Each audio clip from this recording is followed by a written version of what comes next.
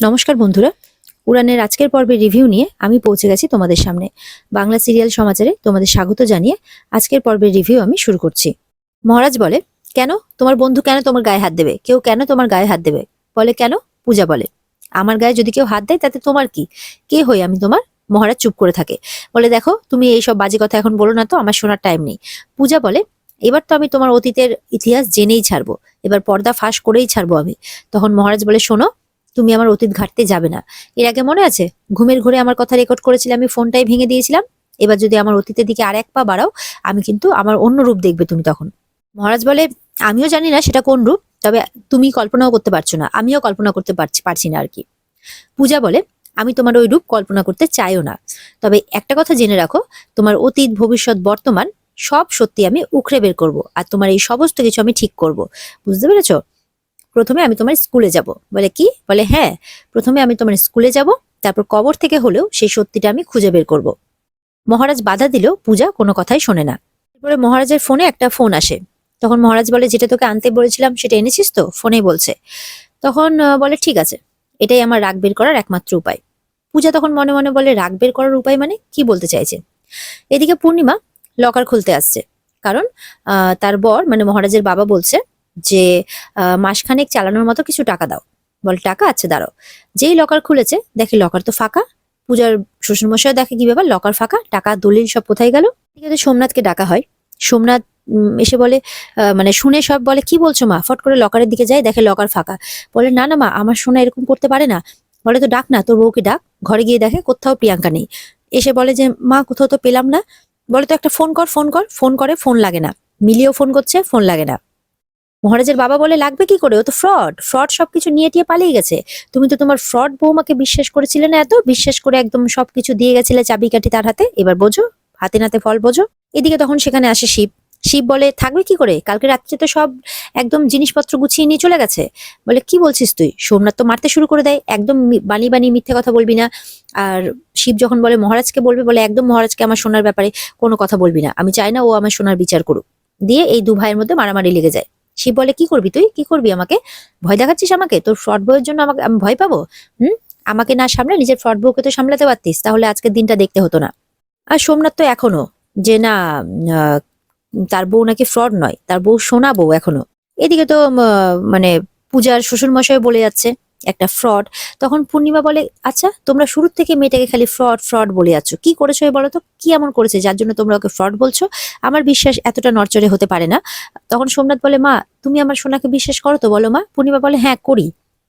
পূর্ণিমা যখন আবারও জোর করে, তুমি আমাকে বলো যে তুমি কেন ওকে ফ্রড বলছো। বলে, শুনবে শুনবে কেন ফ্রড বলছি, শুনবে তো, শোনো।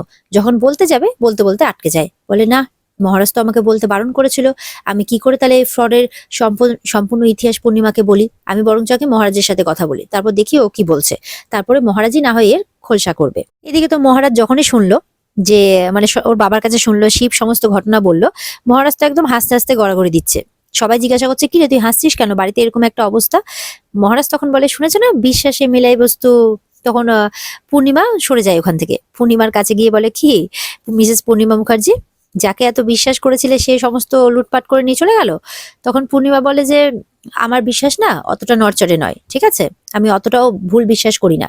তখন মহারাজ আবারও হাসতে থাকে, বলে, তাহলে আবার কি, রিল্যাক্স করো সবাই, বাবা রিল্যাক্স করো, কি আছে, কোনো অসুবিধা হয়নি তো, রিল্যাক্স করো, বলছে তো বিশ্বাস করে, তাহলে আবার কি, অত কি। এবারে তো পূর্ণিমা আবারও বলছে, তোমরা যে এত ওকে ফ্রড বলছো, এবার আমাকে বলো তো কি করেছো? তখন তোমাকে আমি প্রশ্নটা করলাম, কিছু বললে না, এখন মহারাজকে জিজ্ঞাসা করছে, কিন্তু মহারাজ তো পরিষ্কার বলে দিল, না বলবে না। পূজা বলে, কেন কিছু বলবে না? তোমার কি এখানে দিব্যি দেওয়া আছে নাকি? তোমার এই দিব্যির জন্য কত মানুষকে মানে সাফার করতে হবে বলো তো? আজকে বাবার কাছে দিব্যি, কালকে মায়ের কাছে দিব্যি, আবার ওই ফ্রডের কাছেও দিব্যি। ওই ফ্রডের কাছে তোমার এমন কি দিব্যি থাকতে পারে? এটা কি কারো জীবন মরণ বিষয় নাকি যে তুমি ওর কাছে দিব্যি দিয়ে বসে আছো? সেটা বলা যাবে না, তাও আবার এরকম একটা বিপদের দিনে, বাড়ির এরকম একটা দিনে তোমাকে বলতেই হবে যে সত্যিটা কি। কিন্তু মহারাজ পরিষ্কার বলে দেয়, আমি কাউকে বলবো না, আমার কাছে কথা কথা, সে যার কাছেই দেওয়া হোক না কেন, তাই আমি কিছুতেই বলবো না। মহারাজ বলে, তাহলে কি ফ্রডের কোনো বিচার হবে না? তখন মহারাজ বলে, হ্যাঁ, বিচার যিনি করবেন তিনি তো চোখে ঠুলি পেতে বসে আছেন, তো বিচার হবে কি করে? তখন মহারাজের বাবা বলে, শোন, আর ওই যে দলিল পত্র এগুলো নিয়ে যে চলে গেল, ওই দলিল গয়না, ওই টাকা পয়সা, এগুলো না তোর মায়ের কোনোটাই কিছু নয়, বুঝতে পেরেছিস? পূর্ণিমা তো অবাক হয়ে ওর বাবার দিকে তাকায়, বলে, কি বলছো তুমি? বলে, হ্যাঁ সত্যি বলছি, এই বাড়ি ঘর যা কিছু দেখতে পাচ্ছি সবকিছু আমি আর তোর ঠাম্মি মিলে পরিশ্রম করে করেছি, সুতরাং তোর মায়ের এখানে কোনো কিছু এসে যায় না। আর তুই যদি আমার মহারাজ হয়ে থাকিস তাহলে তুই এই বাড়িকে রক্ষা করবি। তখন সোমনাথ বলে, রক্ষা করবে? ওই আবার রক্ষা করবে? যে শুধু ভক্ষণ করতে জানে সে নাকি রক্ষণ করবে। তখন শিব বলে, তুই না তোর ওই ডাস্টবিনের মতো মতো মুখটা খুলে এখানে নোংরা ছড়াস না, বুঝতে পেরেছিস?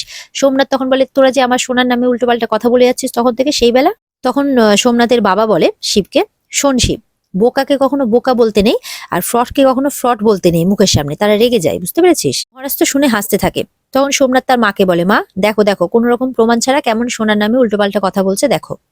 পূজা তখন বলে যে, আচ্ছা আপনি যে এত প্রমাণ প্রমাণ করছেন, আপনার কাছে কি প্রমাণ আছে আপনার সোনার মানে বিরুদ্ধে আর কি, যে আপনার সোনা নির্দোষ? বলে, আছে তো, আছে প্রমাণ।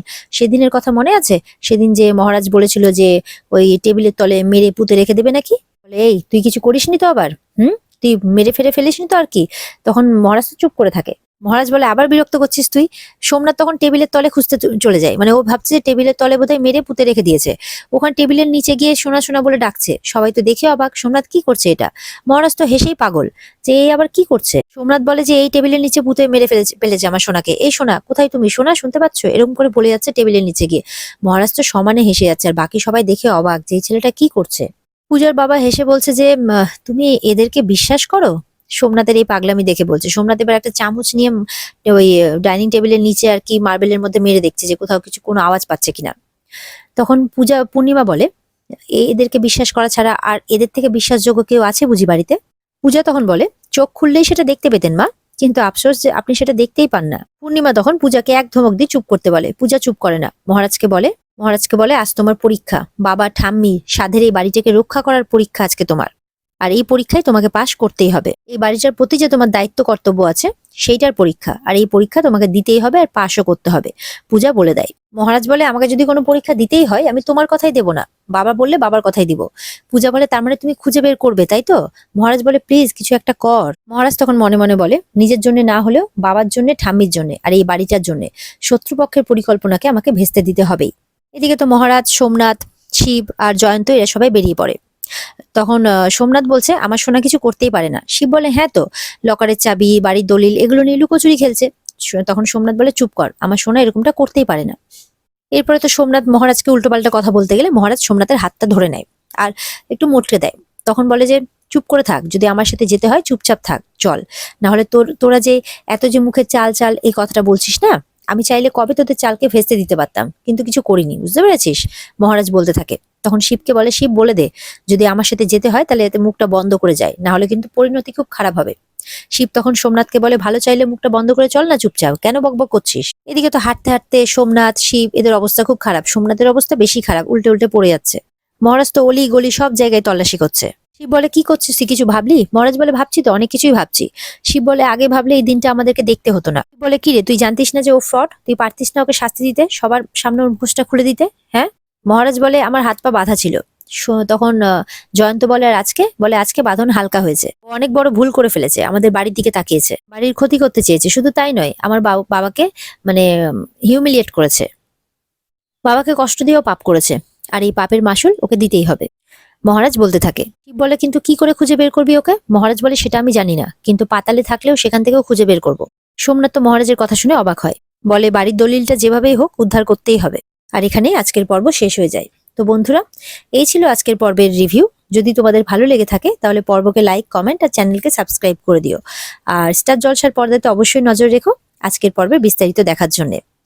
দেখা হচ্ছে তোমাদের সাথে আগামীকালকে নতুন পর্বের রিভিউ নিয়ে। ততক্ষণ সবাই ভালো থেকো।